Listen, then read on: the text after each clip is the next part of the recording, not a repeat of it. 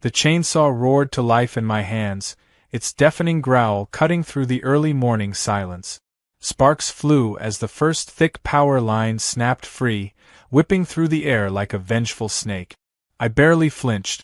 The HOA board members stood frozen at the edge of my property, their smug expressions melting into horror. I could hear them shouting, but I didn't stop. They had trespassed on my land, installed illegal power lines without permission, and now? They were going to learn the hard way. It all started 3 days ago when my best friend, Dave, called me up way too early for my liking. I was sitting on my porch, sipping coffee and enjoying the quiet of my property, 5 acres of peaceful land, completely separate from the suburban chaos down the road. I had moved out here for the space, for the freedom, to get away from petty rules and nosy neighbors. But as it turned out, the HOA had other plans. "Hey man," Dave said, his voice laced with something between confusion and amusement. "Did you know there's a power pole in your backyard?" I almost choked on my coffee. "What? You should come see this." 5 minutes later, I was standing on the far end of my property, staring at a massive metal pole with power lines stretching across my land like a spiderweb. I hadn't signed off on this. I hadn't even been informed. And yet, here it was, wires humming, poles drilled into my soil, and a bright orange marker flag that read, "Community Energy Line HOA Installation." I took a deep breath, trying to keep my blood pressure from skyrocketing. The HOA and I had never exactly been on friendly terms. Technically, my land wasn't part of their jurisdiction. I lived just outside their neighborhood borders. But over the years, they had tried to rope me into their nonsense. Fines for excessive grass height, letters about my unsightly toolshed, even a complaint about my dog looking aggressive. And now this. As I stood there fuming, a golf cart rolled up the dirt road toward me. The driver was a thin man in a polo shirt and khakis, with the kind of arrogant smile that made you want to punch something. "Good morning, neighbor," he called out, stepping out of the cart with far too much enthusiasm. "Lovely day, isn't it?" I crossed my arms. "Who are you?" "Oh, my apologies," he said, as if he were greeting a guest at a country club. "I'm Greg Garrettson, the president of the HOA. I assume you noticed the new addition? Beautiful work, isn't it?" I stared at him. "You put power lines on my land without asking." Greg waved a dismissive hand. "Well, technically, it's for the community. These lines are improving the power grid efficiency for everyone. I'm sure you understand." "Oh, I understand perfectly," I said. "You stole my land." His smile faltered. Now, let's not be dramatic. It's just a small section and you have so much land. We figured. You figured wrong." He chuckled, like I was some kind of naive child throwing a tantrum. "Listen, these things happen. It's not really a big deal.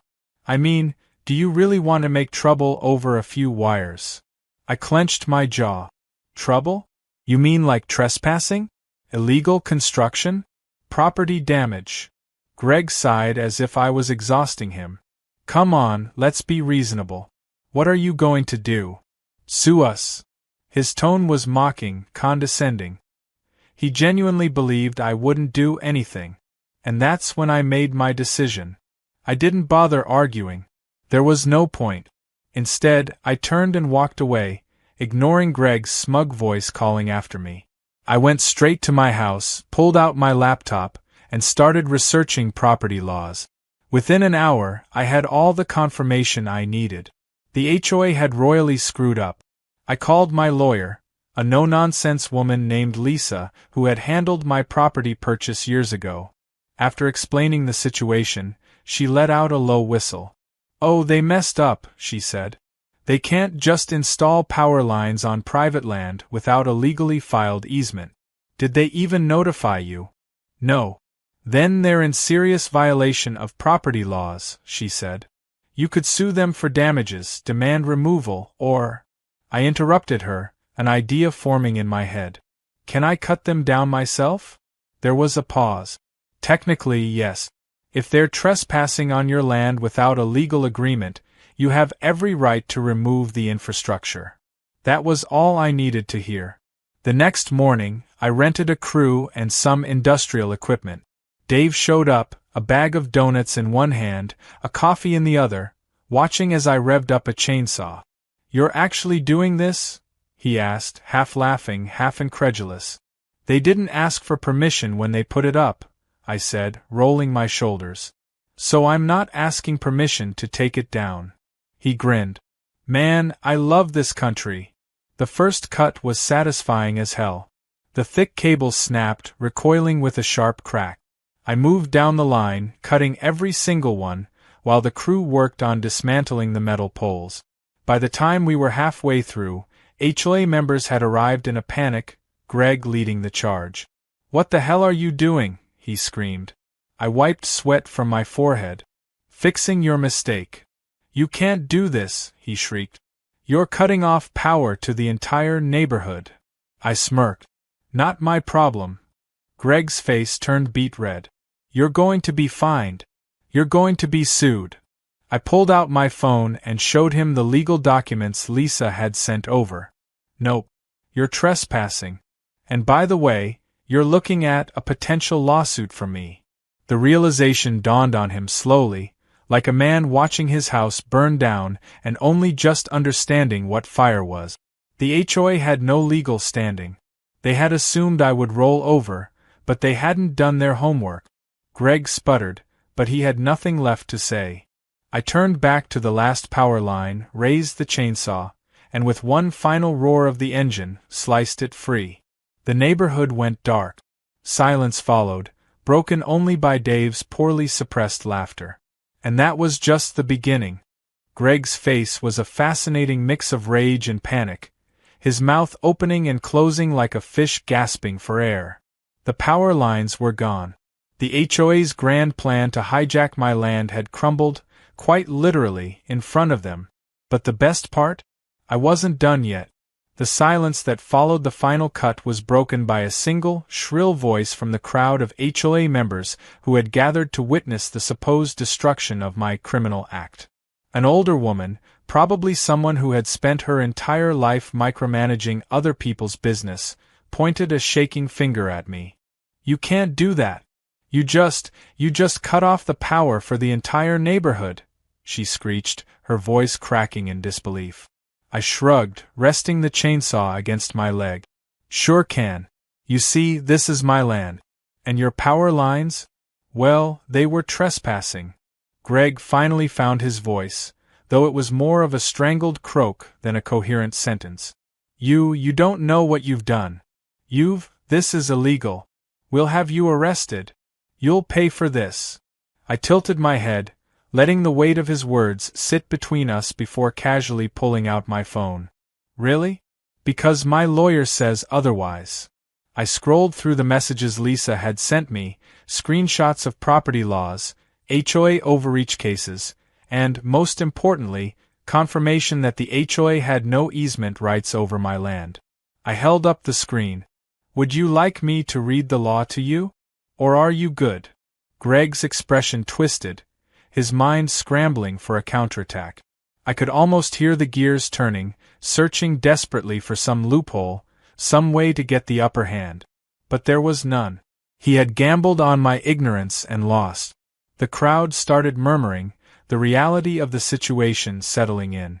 The HOA had always operated with an air of untouchable authority, treating homeowners like tenants under their rule. But now their own arrogance had come back to bite them. Greg's hands clenched into fists before he spun on his heel and stormed away. "This isn't over," he muttered. I grinned. Looking forward to it. The HOA tried to strike back the next day. I wasn't even surprised when I found a letter taped to my front door, stamped with an official HOA seal. The words were long and full of legal jargon, but the message was clear.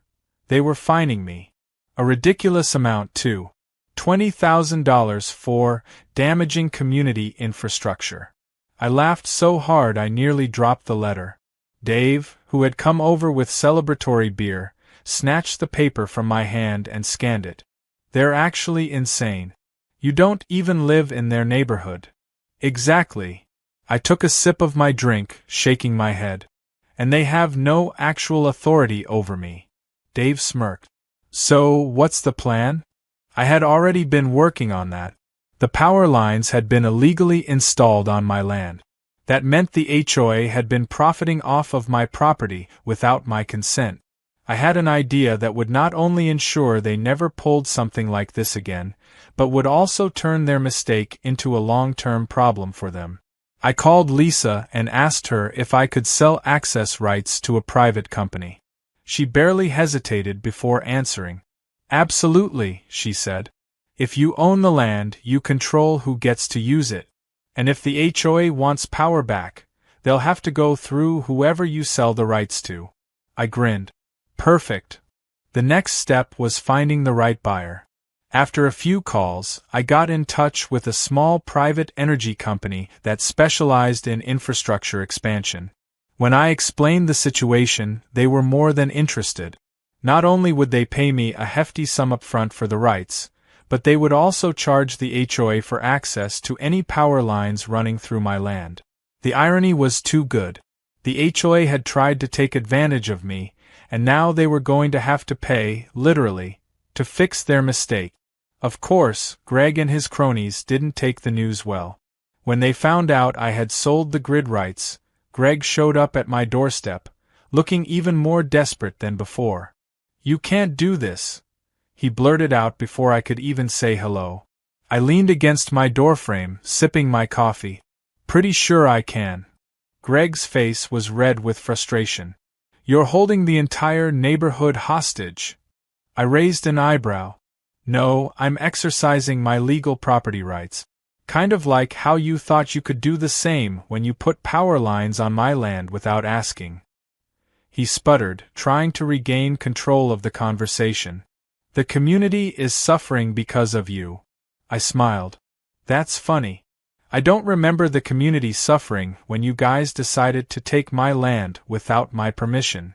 Greg's jaw clenched so hard I thought his teeth might crack.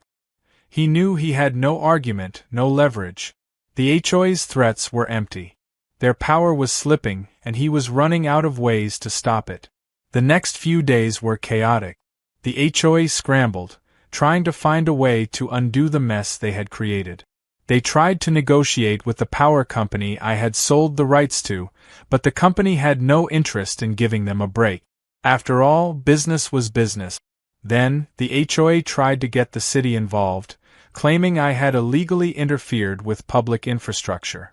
That attempt fell apart the moment my lawyer presented the original property deeds, proving beyond a shadow of a doubt that the land was mine and had never been designated for public use. Greg was running out of options, and I could tell. The last time I saw him, he looked drained, like a man who had bet his entire savings on a losing horse and was just now realizing it. But he still had one last pathetic trick up his sleeve. One night, I caught 2 HOA board members sneaking onto my property, trying to reconnect the power lines without permission. I turned on the floodlights and stepped onto my porch, shotgun resting casually in my hand. "Evening, gentlemen," I called out. The 2 men froze, their faces pale under the harsh lights. "Care to explain why you're trespassing on my land in the middle of the night?" I asked, my tone friendly but laced with enough warning to send a chill down their spines. One of them stammered, We were just leaving," I suggested. "Because that's exactly what you're about to do." They bolted so fast they nearly tripped over themselves. The next morning, I sent the security footage to Lisa, who forwarded it straight to the city inspector. The HOA was hit with a hefty fine for attempting to tamper with infrastructure, and just like that, their last desperate move had backfired spectacularly. At this point, I wasn't just winning. I was making sure the HOA would never pull a stunt like this again. Greg's downfall was a slow, painful spectacle, and I enjoyed every second of it. The HOA had pushed its luck, believing they could bully me into submission, but now they were learning a harsh lesson. They had no power over me, literally and figuratively. Without the stolen power lines, the entire neighborhood was suffering. I could only imagine the angry HOA meetings, the frustrated residents demanding answers, and Greg scrambling to maintain control as his perfect little kingdom fell apart. It didn't take long for the cracks to widen. The power company I had sold the grid rights to wasted no time in sending the HOA a hefty bill for access. Their rate was significantly higher than what the HOA had been paying before, and now, instead of getting free use of my land, they had to pay up or remain in the dark. The residents, many of whom had been blissfully unaware of the HOA's shady dealings, were furious. The promise of a better power grid had turned into rolling blackouts and unexpected fees. They started asking questions Greg had no good answers for. I didn't even have to do anything. The HOA was unraveling on its own. News spread through the community like wildfire. People started digging into the HOA's finances, wondering where their dues had really been going. Some nosy homeowners even requested financial statements, which, to absolutely no one's surprise, were filled with discrepancies. It turned out Greg and his inner circle had been skimming off the top for years, spending HOA funds on things like golf outings, luxury office furniture, and even a business retreat at a 5-star resort. Once that information got out, it was game over. I heard about it from Dave first. He showed up at my house one afternoon, grinning ear to ear, waving his phone. "You're gonna love this," he said, handing it over. I scrolled through the messages and updates from the local community forum. People were losing their minds. The residents were demanding an emergency vote to remove Greg and the rest of the HOA board. Some were even talking about dismantling the HOA entirely. Greg had tried to hold an emergency meeting to calm everyone down, but that backfired spectacularly. The moment he started speaking, people bombarded him with accusations, demanding to know why they were now paying triple for power and why their fees had been misused for years. Greg had tried to deny it at first. Then, when denial didn't work, he had tried to shift the blame onto me. This all started because of one selfish landowner. He had whined, but no one was buying it. The truth was out. His reign of petty tyranny was over. The final nail in the coffin came when a group of homeowners filed an official complaint with the city, citing financial mismanagement and unauthorized infrastructure projects. The city had no choice but to step in and audit the HOA, and what they found wasn't pretty. Greg and his cronies had been violating regulations for years, approving projects without proper permits, pocketing money, and bending the rules to benefit themselves while squeezing the homeowners dry. I kept my distance from the chaos, watching it all unfold from my porch with a cold beer in hand. The sheer poetic justice of it all was almost too perfect. The HOA had tried to steal from me, had tried to bully me, and in the end, they had only destroyed themselves. A week later, I got a call from Lisa. "You'll be happy to know the HOA board just officially disbanded," she said, the amusement in her voice unmistakable. I laughed. That didn't take long. "Turns out," she continued, "when people find out their money has been used to fund private vacations, they don't take it too well." Greg resigned, the rest of the board followed, and the whole neighborhood voted to dissolve the HOA entirely. They're switching to an independent community association, and get this, your name came up in the meeting. That caught me off guard. Why? Apparently, some people think you should be on the new board. I nearly choked on my drink. "Yeah, that's not happening," Lisa laughed. "That's what I figured. But still, it's funny how quickly people's opinions change. You went from troublemaker to local hero in record time." I had no interest in running a homeowners association, even one that wasn't corrupt. I liked my independence. I liked knowing that no one could tell me what to do with my own land. Still, it was satisfying to know that not only had I won, but I had left the community in a better place than before. Without the HOA breathing down their necks, people could actually live their lives without being nickel and dimed for nonsense. The best part? The private energy deal I had signed meant that the power company would continue paying me for grid access for years to come. I was making passive income off the very land the HOA had tried to take from me. Every time I saw that payment hit my bank account, I smiled a little wider. One evening, Dave and a few other friends came over for a barbecue to celebrate. We set up the grill in my backyard, enjoying the open space and the fact that, for the first time in years, there wasn't a single HOA member lurking around to complain about the smoke pollution or the unregistered gathering. Dave clinked his beer against mine and grinned. You know, man, this is like one of those stories you see online. Guy takes revenge on HOA and wins. Except you actually lived it. I laughed. Yeah. And the best part? I didn't even have to break a single law to do it. One of my other friends chuckled. Bet Greg's still fuming somewhere. Oh, he is, I said. I saw him at the gas station the other day. He wouldn't even look at me. That got a round of laughter from the group. Greg had gone from acting like a king to being nothing more than a disgraced former HOA president. With all the audits and complaints piling up, he was probably too busy trying to keep himself out of legal trouble to even think about bothering me again. As the sun set, casting a golden glow over my land, I felt an overwhelming sense of satisfaction. I had stood my ground, fought back against an overreaching HOA, and won. And now I had something even better, peace. Dave nudged me. So, does this mean we get free electricity now? I smirked. I could, but nah. I like my profits. He groaned. Man, you're ruthless. Lesson learned, I said, stretching out in my chair. Never mess with a man and his land.